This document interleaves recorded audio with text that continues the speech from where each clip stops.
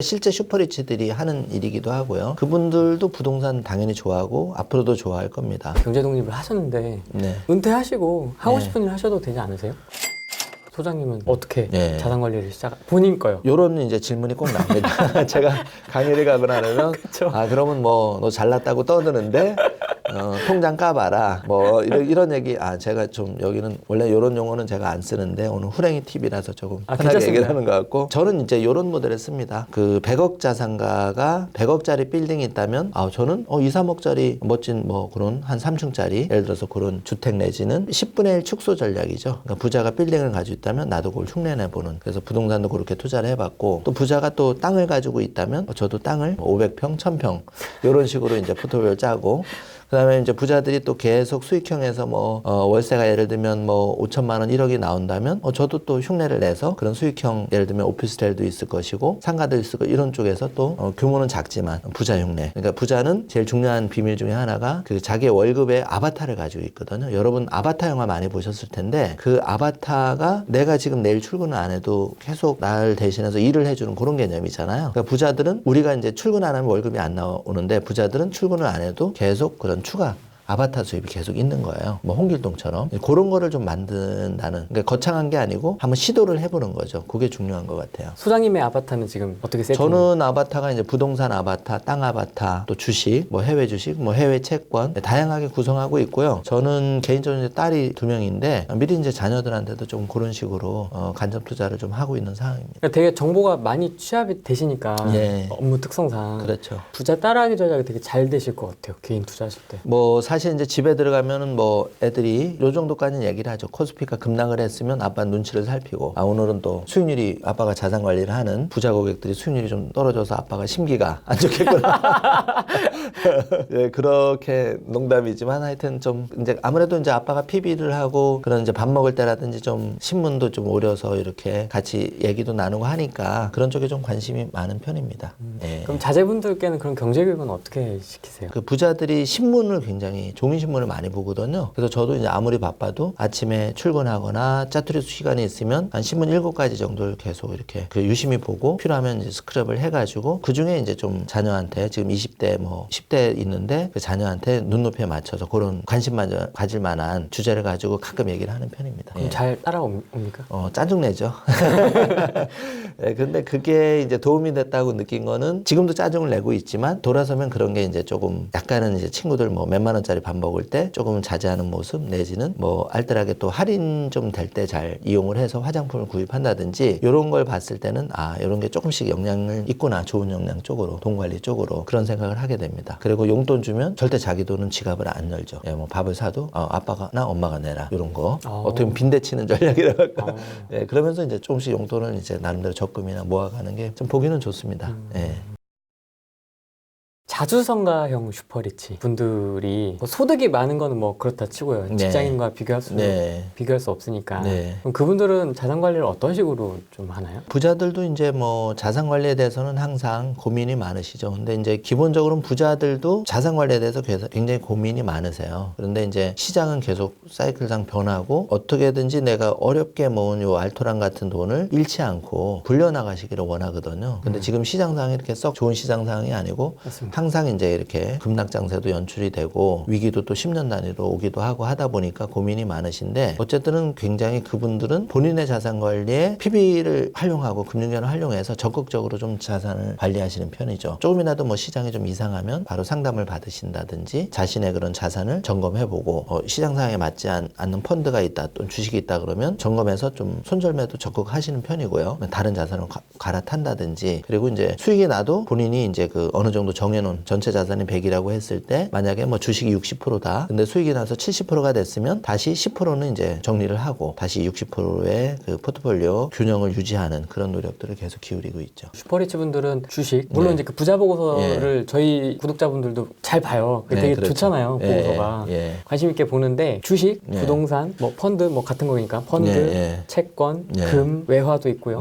어디에 좀 힘을 많이 주고 어디에 관심을 많이 보이시나요? 솔직히 최근에 부자들은 외환, 달러 투자에 관심이 많으세요. 아, 그렇습니까? 예, 그리고 두 번째로는 이제 요즘 세금이 워낙 많지 않습니까? 일단 머리 아픈 뭐 양도세도 있지만 자녀한테 적극적으로 좀 중요를 해주는 편입니다. 왜 달러에 관심을 갖고? 지금 이제 달러가 이제 매력이 있죠. 여러분 다 아시겠지만 달러는 환차익이 기본적으로 비과세가 됩니다. 예를 들어서 환율이 1달러에 한 1,100원에 이제 보유를 했는데 뭐 8월 13일 정도만 해도 1,222원까지 갔었잖아요. 1달러에 한 122원 정도 이득이라고 보면 사실 10억만 환차익을 해도 그게 쏠쏠하거든요. 예, 단위가 커가지고. 세금도 하나도 안 내고.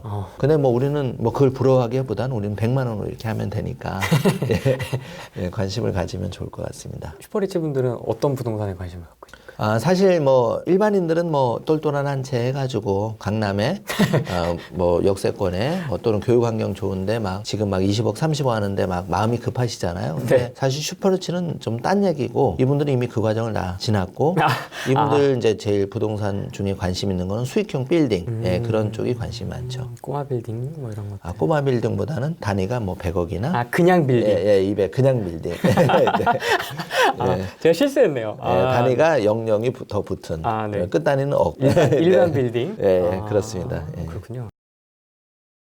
소장님도 은퇴 준비를 예, 이미 저는 다 마치셨겠죠, 이미 뭐 세팅을. 뭐 사실 제가 PB 한 13년 전에 출발하면서 이런 목표를 세웠어요. 제가 지금 신동일 꿈발전소의 경제독립운동가거든요. 자칭 우리나라에서 경제독립운동가는 제가 1호라고 자부하는데 그 경제독립, 제가 생각하는 경제독립은 그거예요. 단순하게 내가 연봉이 3천만 원이다. 그러면 뭐 월에 한 300 정도 버신다고 보면 내가 내일 출근하지 않아도 월급에 추가 수입을 한 300만 원 정도만 만들어보자. 이런 개념이 이제 1단계 경제독립을 이루는 건데 사실 저는 그런 의미에서는 이미 경제 독립을 이뤘더라고요. 제가 주말에 한번 체크를 해보니까. 예. 그래서 조금 마음은 좀 편안한 상황이고 어쨌든 이제 조금 여력이 될 때마다 부익부 빈익빈이 좀 심화되고 있거든요. 그게 점점 더 이렇게 벌어질 것 같은데 제가 좀 미력하지만 제 역할을 좀 할 수 있다면 그런 쪽에서 좀 기여를 하고 싶습니다. 기사도 봤습니다. 네. 기사 인터뷰한 것도 제가 봤는데 이미 네. 뭐 경제 독립을 하셨는데 네. 은퇴하시고 하고 네. 싶은 일 하셔도 되지 않으세요? 사실은 제 시크릿한 내용인데 또 후랭이 TV니까 제가 최초로 공개를 하겠습니다. 제가 종로 쪽에도 이제 조그만 그 꿈발전소 카페 1호점을 사실은 하나 만들어 놨고요. 언젠가 여러분하고 따뜻한 차 한 잔 마실 시간이 올 것 같습니다.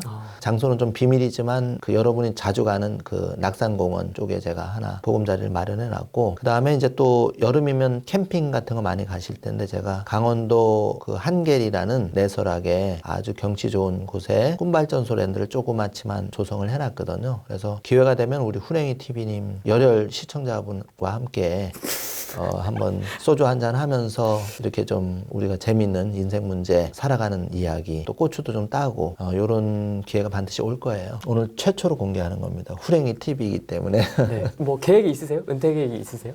사실은 저는 이제 지금 현재 제가 어떻게 보면 경제독립 최전선에 있는 거거든요. 네. 가장 그 핫한 재테크 이슈를 다루는 최전방 PB센터에 있고 금융의 격전지라는 데 있기 때문에 여기서 금방 은퇴할 생각은 없고요. 현업에서 계속 뛸 겁니다. 사실 PB는 은퇴 개념이 없어요. 평생 자산관리의 전문가이기 때문에 뭐 물론 이제 뭐 저는 현직에서는 뭐 금융기관에 소속돼 있지만 PB라는 직업은 이제 100살까지도 계속 집사역을 할 수 있는 거기 때문에 계속 현역에서 뛸 생각이고요. 한 가지 더 바람이 있다면 여력이 될 때마다 제가 힘 닿는 데마다 정말 일반인들을 위한 정말 소중한 일반인들을 위한 제대로 된 PB 집사 역할을 한번 해보고 싶은 게 제 꿈이고 그걸 위해서 제가 신동일 꿈발전소를 만들었고 그걸 통해서 미력하지만 지금 한 8년째 이어오고 있습니다. 잘 맞으시는 것 같아요, 적성이 PB가. 어떻게 생각하세요? 이 PB라는 직업. 본의 아니게 제가 또 마이다스의 손이라는 데를 얻었고 좀 운도 좀 받쳐줬겠지만 그래도 제가 관리하시는 분들은 다행히 큰 손실 없이 정기예금의 한 2~3배 정도 수익률을 추구할 수 있도록 계속 노력해 오고 있었고요. 예. 그러다 보니까 또 더 좋은 수익률을 내신 고객도 있으셨고 뭐 에피소드지만 이렇게 공무원분들이나 일반 직장인들도 찾아오시는 분이 가끔 있으셨는데 그분들한테 또 조언해드린 게 잘 맞아서 또 만족하시고 집도 장만하시고 또 아바타도 좀 창출해가는 모습을 볼 때마다 뿌듯하죠. 그러면 소장님 뵈려면 10억 만들고 가야 됩니까? 도움을 일단은 좀 받고 싶다. 부자가 되는 마인드를 가지고요. 아, 그렇죠. 우리가 잘 아는 짐 캐리, 마스크 영화의 주연으로 출연했던 캐리가 $10,000의 수표, 물론 가짜 수표죠. 그 가짜 수표를 항상 지갑에 넣고 나는 이 $10,000짜리 배우가 될 거야 라는 꿈을 가졌듯이 여러분도 그런 100억짜리 수표 하나 가슴에 품고, 물론 진짜 수표는 아니고 가짜 수표죠. 그렇지만 그런 진짜 부자가 되고 싶은 열망을 가지고 한번 뭐 들려주신다면 제가 차 한 잔 정도는 언제든지 힘 닿는 범위 내에서는 해드릴 자신이 있습니다. 근무 시간 끝난 다음에. 네.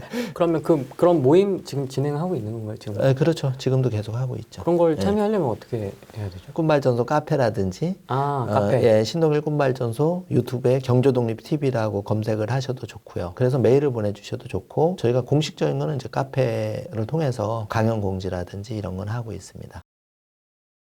은퇴. 제 채널의 주 구독자가 예. 45에서 54 예. 남성분들이 많거든요. 그분들 되게 은퇴에 대한 것들, 예. 노후 준비 되게 걱정이 많으시거든요. 네.